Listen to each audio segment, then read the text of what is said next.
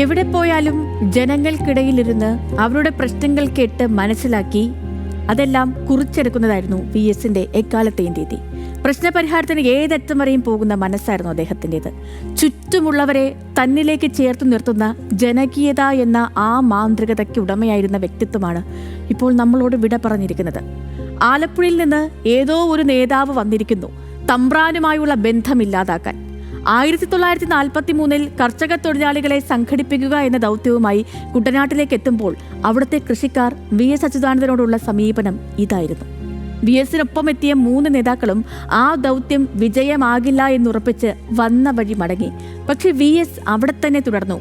എന്തു വന്നാലും ഏറ്റെടുത്തത് നടപ്പാക്കിയിട്ടേ വരൂ എന്നൊരു നിശ്ചയദാർഢ്യത്തോടെ 5 മാസം, വെറും 5 മാസം കൊണ്ട് കാവാലത്ത് തിരുവിതാംകൂർ കർഷക തൊഴിലാളി യൂണിയന്റെ ഘടകം നിലവിൽ വന്നു. തുടർന്ന് പുളിങ്കുന്ന്, ചെറുകര, കായൽ മേഖല തുടങ്ങിയ ഇടങ്ങളിലെല്ലാം പ്രവർത്തനം വ്യാപിപ്പിച്ചു. പിന്നിൽ ഒരൊറ്റയാളുടെ പ്രവർത്തനമാണ് കൗമാരം വിട്ടുമാറിയിട്ടില്ലാത്ത വി എസിന്റെ. വി എസ് അങ്ങനെയായിരുന്നു ചുറ്റുമുള്ളവരെ തന്നിലേക്ക് ചേർത്തു നിർത്തുന്ന ജനകീയത എന്ന മാന്ത്രികയ്ക്കുടമ. പ്രിയപ്പെട്ട വി എസിന് സമരവീര്യത്തിന്റെ ചുരുക്കെഴുത്തിന് ചെങ്കൊടി പാറിക്കാൻ ഉയിരേകിയ സഖാവിന് വിട.